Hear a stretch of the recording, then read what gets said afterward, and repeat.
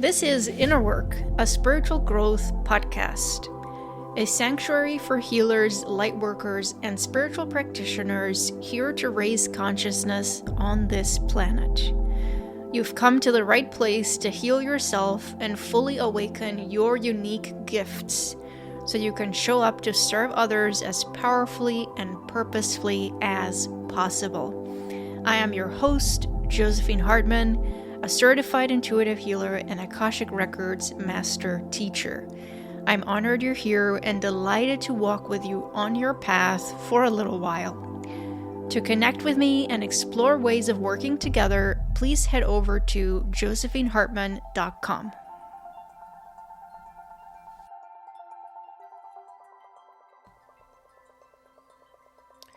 Before we dive into today's episode, I wanted to make a quick announcement for my upcoming Akashic Records intensive training, which I'll be running shortly here in October and November of 2024.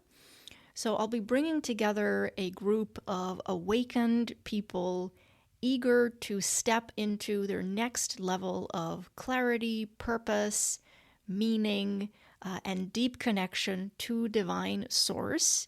And I'll be teaching them how to access the Akashic Records on command, masterfully, effectively, without ego mind, self-doubt, fear, or resistance getting in the way. So if that sounds interesting to you, if that resonates, if you've been curious about the Akashic Records, or you've been hearing the call of the records and the records are showing up for you in different places, then please reach out. You can email me at josephinehartman.com and I will follow up with all of the details for that Akashic Records intensive training.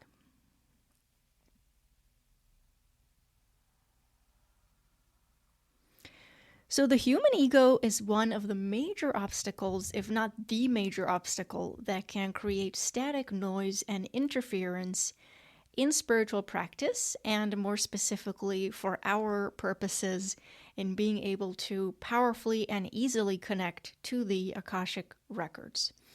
I get multiple questions every week about how to get the ego self out of the way when working with the records.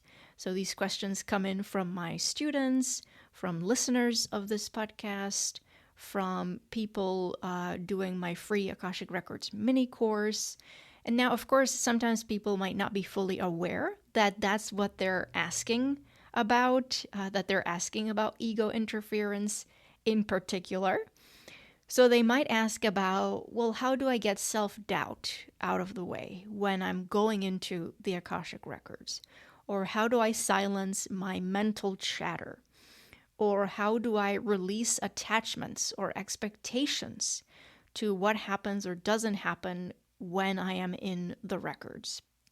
So all of these questions at their core are about ego-mind interference. So I figured it would be a good idea to put together this mini-series for the podcast. And so here we are.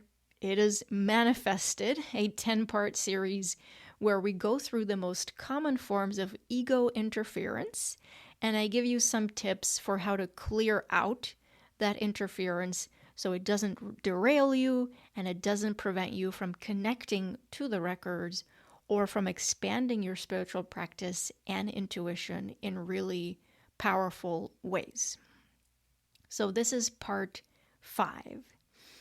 If you've been getting value out of this podcast, I would be so thrilled and full of joy if you would take a minute or two to leave a rating or review, or both if you can, on whatever podcast app you are listening to this right now. This helps to grow the podcast. It really helps it find its way to more listeners just like you. And it also helps me keep the podcast completely free of ads, which I am so grateful for.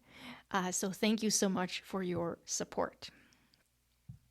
So ego interference in spiritual practice and in Akashic Records work, part 5. Today we're talking about perfectionism and attachments to doing this work right or doing this work correctly or in the perfect way.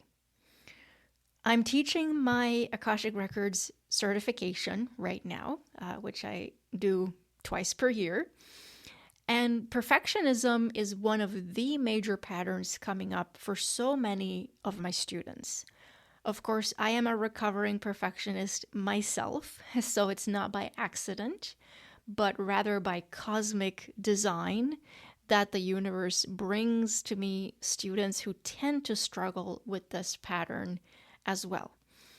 I see students putting tremendous pressure on themselves at times to do their Akashic Records work perfectly, to do the assignments that I ask them to do perfectly, to perform at the highest level with incredibly demanding standards and expectations that they place on themselves. Sound familiar?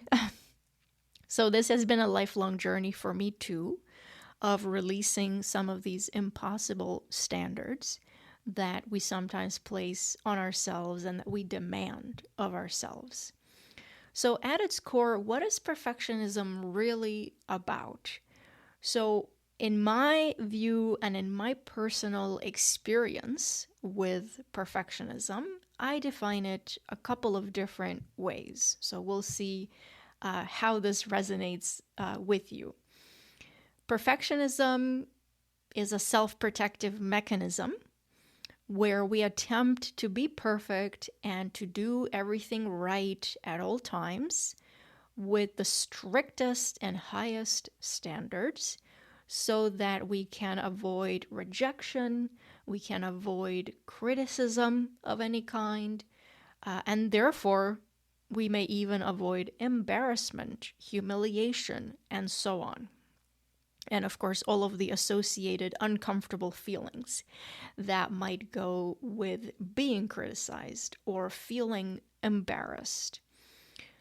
Perfectionism can also be a pattern that we have adopted unconsciously to try to prove our worth and value to others by making ourselves indispensable and always getting the job done flawlessly, whatever the job might be.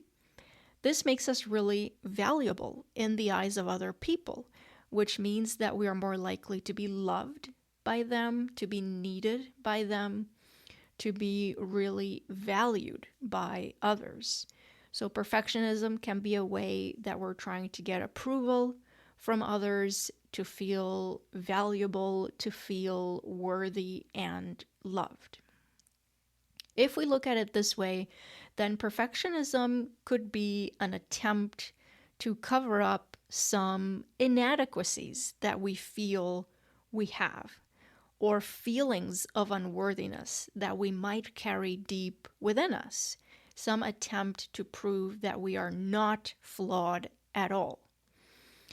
As you know, if this is a pattern for you, it's exhausting trying to keep up a facade or mask of perfection. It's exhausting to try to do everything perfectly every single time. It's exhausting to carry the weight of the fear of rejection, the fear of abandonment, the fear that others might perceive us to be unworthy unless we do everything perfectly. That's a heavy burden that we carry. So this can include trying to be perfect and doing that perfect job when we are working with spiritual practices and tools like the Akashic Records. So a key point throughout this podcast series so far has been that whoever you are as a human, whatever your patterns and hang-ups and all of the unconscious needs that you're trying to get met in your everyday life, you are going to bring all of this, including your ego, to your spiritual practices. Whoever you are in your daily life, in your interactions with other people, in your interactions with yourself, you are likely to be that same person on your meditation cushion and in your work with the records or with other spiritual tools.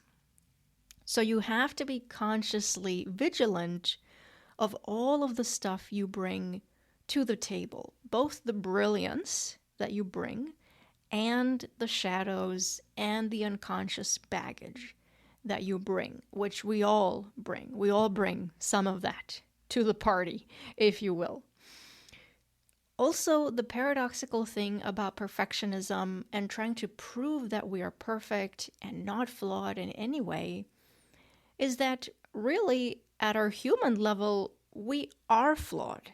There is no human on this planet without some baggage, some hang-up, some unconscious dysfunction or coping mechanism, some reactive pattern that they are subject to when they get triggered, or when they get hurt, or when they take something personally, or when something unexpected happens in life. We are all flawed humans at that level because we have egos and because we came here to learn and evolve. If we were already perfect, we wouldn't need to have this experience of being in a physical body, interacting with other humans, and really using our life as a classroom. Now, of course, at a spiritual and divine level, we are already perfect, always. We are always brilliant and whole.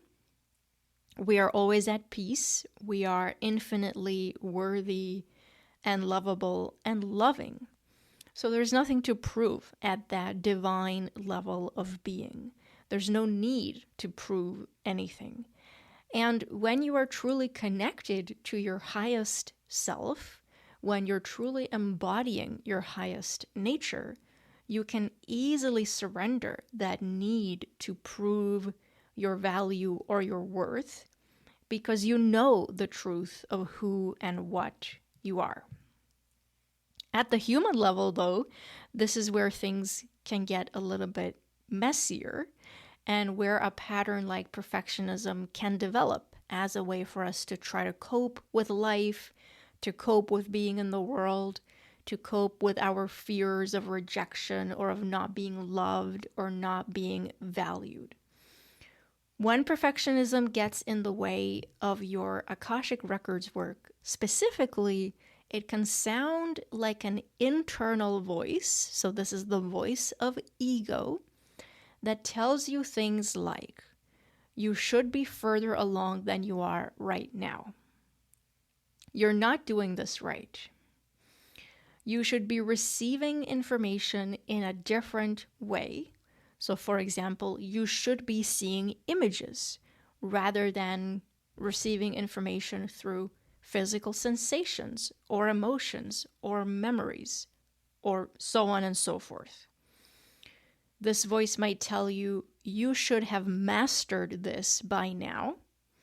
So sometimes you'll hear this from your ego, even in the very beginning stages of working with the Akashic Records. So it's an incredibly unfair and harsh expectation.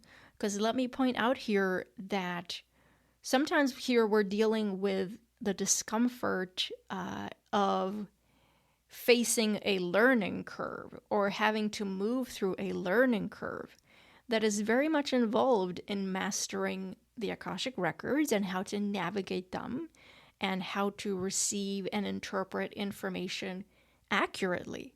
This is a process, a learning process. It requires patience. It requires time and dedication. Typically not something that just happens overnight. So your ego might tell you, unless you are immediately perfect at working with the Akashic Records, it's not your path or you should give up. And your ego, of course, might have a pattern of saying that to you with many other endeavors in your life. Unless you can immediately perfect something, you shouldn't be doing it, or that's a sign that it's not your path. Your ego might say, there's no point doing this unless you can do it perfectly every single time from the get-go. And your ego might say to you, the reading that you just did for yourself or for a client wasn't good enough, or it should have been more mind blowing, or it should have been more life changing, or it should have gone deeper, or it should have been better or different in some way. And notice that here we're not talking about a voice, we're not talking about a useful voice that is challenging you to expand or to refine your skills in a healthy way. Of course, we are all here to do that, to continue refining our skills and abilities and gifts. And sometimes we do have an accurate assessment of a reading that we've done, and we might realize, hey, there was room for improvement there, or there was some room for growth here. I want to up level my skills. That's a very different story than this harsh, unhelpful inner voice that tears you down, is never satisfied with the work you're doing, is always telling you that the work you're doing should be different in some way or should be better. So, if you can tell the difference here, one voice is moving you towards expansion and mastery, and refinement of yourself and the expression of your gifts, while the other voice is beating you up and paralyzing you. These are just some examples. Of course, there are more of how your ego might speak to you when it comes to perfectionism. So there might be other flavors of perfectionism that may manifest as you learn how to work with the records. So to start softening this perfectionism, or at least start to shift your relationship to it, so you're not resisting it, you're not hating it, I want to give you some advice from spiritual teacher Jack Kornfield. I've mentioned him in this series before, and he has some excellent guidance for how to work with some of these pesky patterns like perfectionism or putting a lot of pressure on yourself. So he suggests choose one of the most frequent and difficult mind states that arise in your practice, such as irritation, fear, boredom, doubt, or restlessness. For 1 week in your daily sitting, be particularly aware each time this state arises. Watch carefully for it. Notice how it begins and what precedes it. Notice if there's a particular thought or image that triggers this state. So again, for our purposes, the state would be perfectionism. So what triggers that state? Notice how long it lasts and when it ends. Notice what state usually follows it. Observe whether it ever arises very slightly or softly. Can you see it as just a whisper in the mind? See how loud and strong it gets. Notice what patterns of energy or tension reflect this state in the body. Become aware of any physical or mental resistance to experiencing this state of perfectionism. Soften and receive even the resistance. And finally, sit, be aware of your breath, watch and wait for this state, allowing it to come and observing it like an old friend. So you can try this strategy for perfectionism of really observing it, noticing kind of the sequence of how perfectionism arises, what triggers it. Does it start off kind of soft for you and then gets louder and louder, or does it immediately go from 0 to 10? And then what follows that state of perfectionism? And what happens if you can just sit with the perfectionism like an old friend and try to extend some understanding to it or some compassion to it if you can. Or you can just sit neutrally with it and then see what it does and see how things move for you. So you can try this, and you can also apply this for any of the other ego patterns that we are naming and working with in this podcast series. So attachment to outcomes, attachment to timelines, fear of not getting anything when you go into the records, which we're going to shortly cover here. So fear of being disappointed. Any of these patterns would be really good candidates for this exercise. So if you like, let me know how it goes for you, and just try to ease up on yourself a little bit. I will try to do the same, and I think it's gonna do us a world of good. So you can connect with me by visiting josephinehartman.com or send a note to me at josephinehartman.com. Thank you so much for spending this time with me, and I'll catch you in the next episode.